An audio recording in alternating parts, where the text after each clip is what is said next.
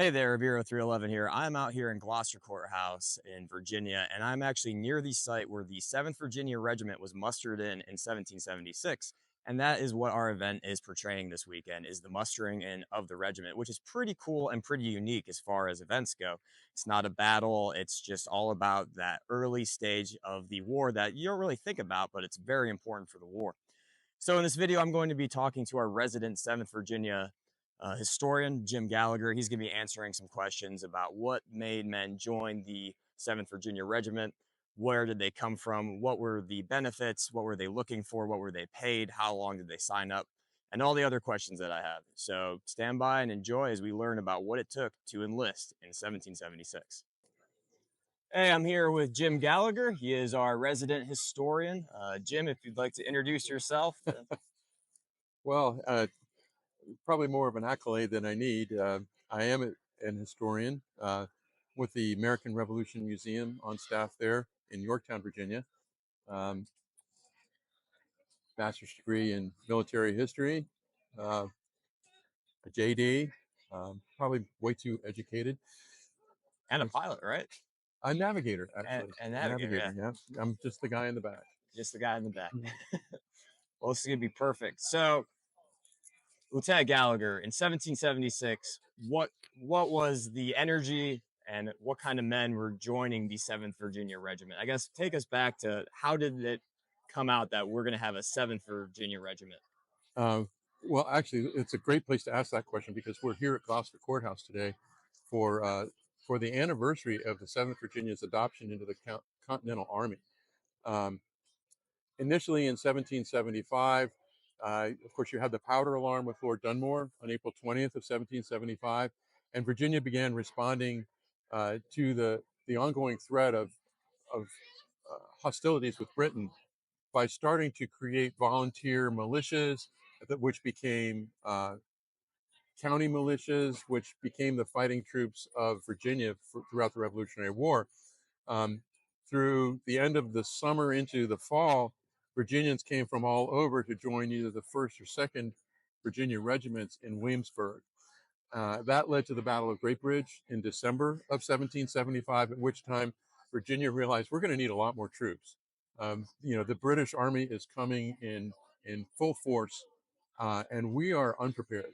We lack enough arms, we lack enough troops, ammunition, gunpowder, all the accoutrements of war. And so the Virginia Committee of Safety, which was really running the war effort out of Richmond and Williamsburg, they put out they got together and the 3rd Virginia Convention met in Williamsburg. The convention determined that we needed more troops. And at about that same time, Continental Congress levied Virginia for additional regiments. So just before Christmas of 1775, the state legislature, the Committee of Correspondence. So the Committee of Public Safety. Right. So the Committee of Safety was essentially running the war effort. Just prior to December, you had two things coincide. After the Battle of Great Bridge, they realized we need to put more forces in the field. And at almost the same time, Continental Congress was levying Virginia. They began a quota system of troop strength. And Virginia was supposed to contribute 7 additional regiments. So they'd already contributed 2. Okay. And so 1st and 2nd Virginia came out of that. Of course, that was Patrick Henry's regiment, which he soon left to become governor. And then Woodford's regiment, the 2nd, which fought the Battle of Great Bridge. So now, just before December, you have this levy. So the 3rd Virginia Convention votes to raise these additional seven regiments. And on the 11th of January of 1776, the 7th Virginia Regiment was one of those new 7, and it was directed to start forming. And they started forming right here at Gloucester Courthouse. This is the original Gloucester Tavern, which is right behind us, and the regiment formed here.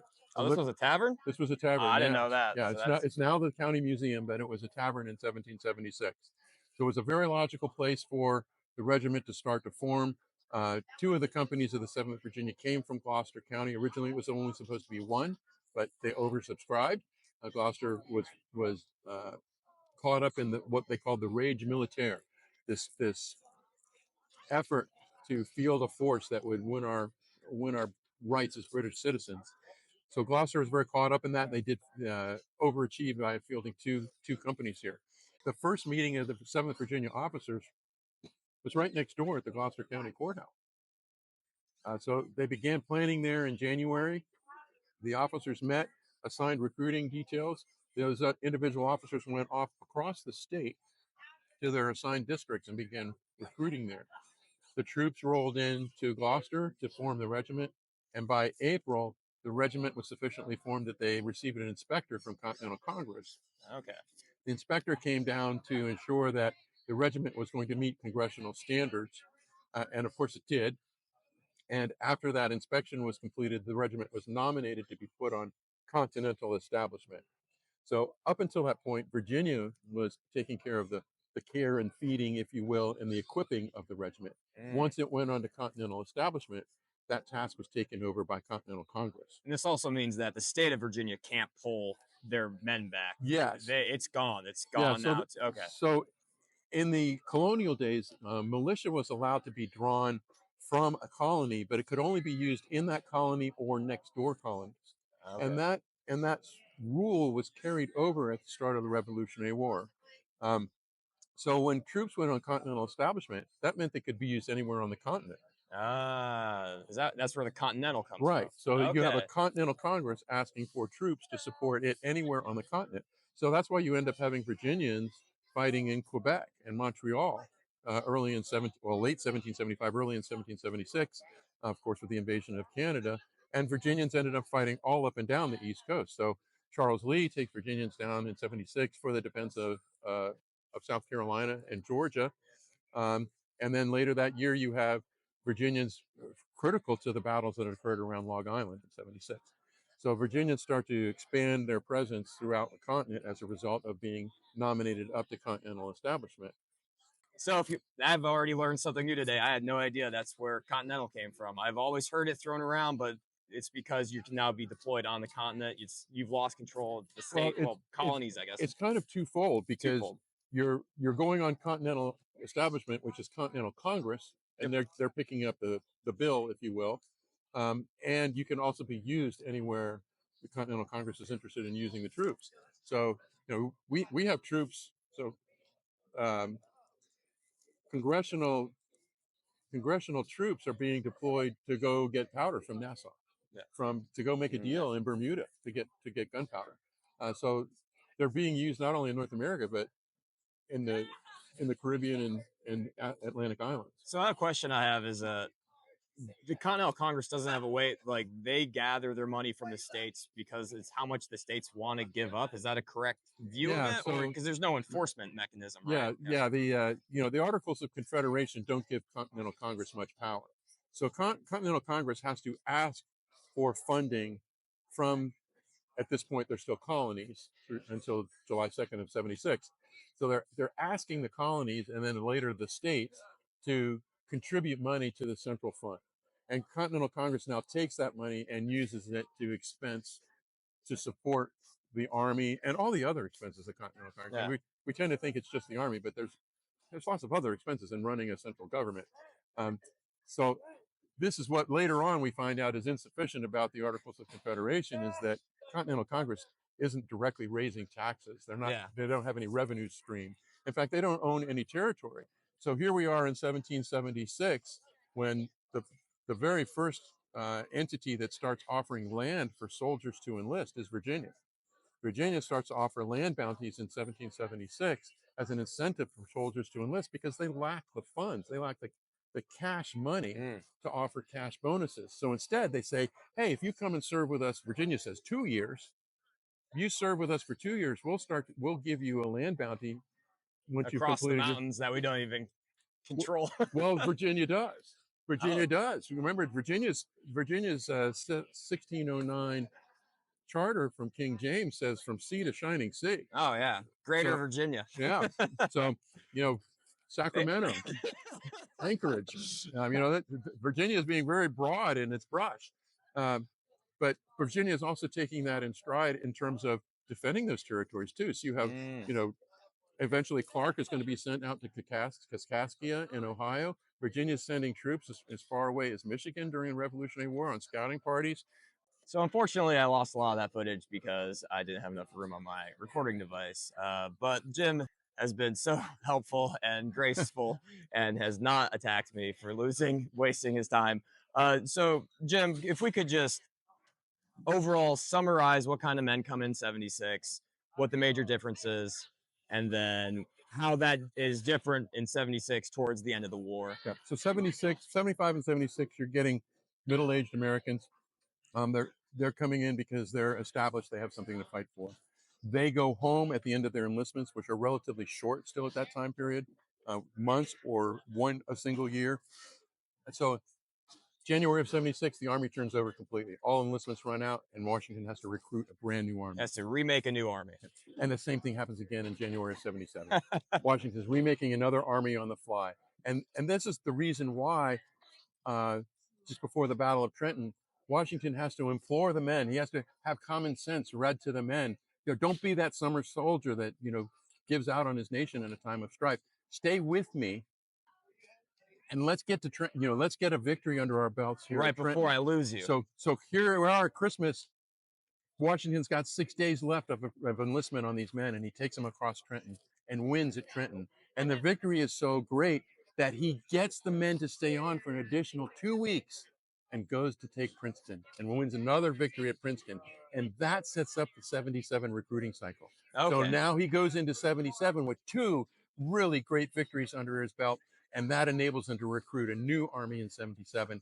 And now what has happened is the middle-aged men have gone home. My time is done. It's somebody else's turn. And now the army starts to get younger. As younger men come in, you start to get second sons who are trying to make their fortunes, their future by enlisting in the army, becoming famous during the war, establishing their credibility, and doing it for these land bounties that they now have that gives them a future in the Western frontier, that they, after the war, they can say, all right, I have a potential future in the West, and you have a new character that takes over in the army. So that's why it's important to win battles, because that brings more people in it. People want to be part of a winning team. They don't want to join a team that's losing. Yeah. Nobody wants to play for the Commanders this year. So what's your biggest takeaway from recruiting in 1776? Like, what's one thing that always stands out to you that people don't really necessarily think about all the time? Gosh, it's so hard to say. In 76, 75 and 76, people are enlisting for patriotism. And it changes. When we go to that next tranche of troops that starts enlisting in 75, the motivation starts to change. This war is going to drag on longer, and now we're looking at younger men who are having a problem getting employment because the war is affecting our economy. It's difficult to ship goods overseas because the British are blockading a lot of the ports, and they're intercepting our goods at sea. So there are economic issues that are driving these men to enlist as well, because this is a paycheck. So you have that also after 76. You start to see more camp followers. More women are starting to follow the army after 76, because the war is dragging on longer. You're getting additional younger men to enlist. Newly married men are starting to enlist. It's harder for these women to carry on in their homes. Of course, if these women are in a Tory town and their husbands just joined the rebel army, they stand to get tarred and feathered, or worse. If they're on the frontier and their husband just took their musket to war, they're defenseless. Yeah. So women are faced with a choice: either move in with relatives or friends, or follow the army. So you start to see more women following the army, and the army starts to change its complexion. Now Washington's upset about this because he doesn't want to have to feed these folks. He's got troubles enough logistically supporting the main army without supporting their families. And he tries to put a limit on the number of women. So he sets it at 3%. 3% of the married men in any regiment, 3% of their wives can follow the army. So the women are starting to rotate in and out too. Now they're trying to sustain themselves, but Washington's never able to enforce the 3%. Yeah. He's constantly fighting a battle where he doesn't have to feed these women. And so to make up for it, he starts to ask the women to do tasks. to start to become the nurses, the wood haulers, the water haulers, the seamstresses, the barbers for the army. And in exchange for rations, the women are starting to do that. So the whole complexion of the army changes after 76. After we declare independence, we're fighting for something new, and we're into that second tranche of men who start to enlist in the army. It's cool to see that through line, because at the beginning of almost every war, there's always a rush to the flag, a rush to the colors, the men that come in. But by even 44, 45, World War II, 1918, late Vietnam, you're running into the people like the war's lost its allure, right? And everyone knows through history that this is how all wars go. Yeah, But and it's interesting to see that we can see it in 1775 and 76. yeah, and you start to see casualties coming home too. Yeah. And let's face it, in the American Revolution, if you were shot anywhere, you stood a really good chance of losing a limb or death. And there's no Veterans Affairs to pay you disability. But no, Congress does address that. And Congress starts to address it fairly quickly. What are we going to do with disabled men? And they do start to create pension funds for disability. Does that happen during the war too? Yeah, during the war. Oh, okay. I didn't know. Yeah, so they did start to take care of the veterans fairly early on in the war. And then, of course, after the war, between 1783 and 1832, you have, I would guess, about 18 different the pension acts yeah. and veterans acts that start to take place, and they start, initially during the war, you only got land if you signed up for the duration of the war. That was the only land bounty that you got. And then as the war is ending, they're starting to realize they didn't give out enough of those. So they really want to populate these western frontiers, and not enough men stayed for the duration. So let's offer pensions in land. Let's offer compensation to veterans in land. And that's how veterans start to get paid. And it's not until 1823, 1832 that you start to see cash pension acts take over, where men are actually getting a monthly pension for their service in the war. And of course, by 1832, we're 50 years after the end of the war. Not very many of those veterans are left alive. It's amazing. I love all this information. Well, thank you so much, Jim. Thank you for putting up with my terrible recording stuff today. Hopefully we can get him back on, and hopefully we'll do a whole hour-long podcast type, because you have a wealth of knowledge. I just want to share it with everyone. So if you have any last final thoughts or questions, it's great that you're doing this, because this is our history. There's a lot of, there's so much rationale and logic for what happened during the American Revolution that is lost on us, because our schools don't have the time to invest in deep dives into our revolutionary history. We're mostly catching the high points of the waves, and we're not understanding the troughs and how steep those waves are.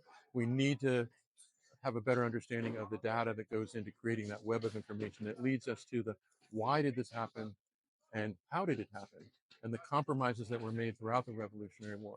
Our country is dealing with a lot of post-Revolutionary War end results that lead into our Civil War, and we're still dealing with today. So it's important that we understand why the Founding Fathers made these decisions, why they came up with the compromises that they did, and why they didn't make more aggressive decisions in those very early years of our nation. And with that, until next time. So if you ever wanted to know where the Continental Army came from, this is the website, yeah. Yep, that's us. Okay, sounds good. Wonderful. We have correspondence.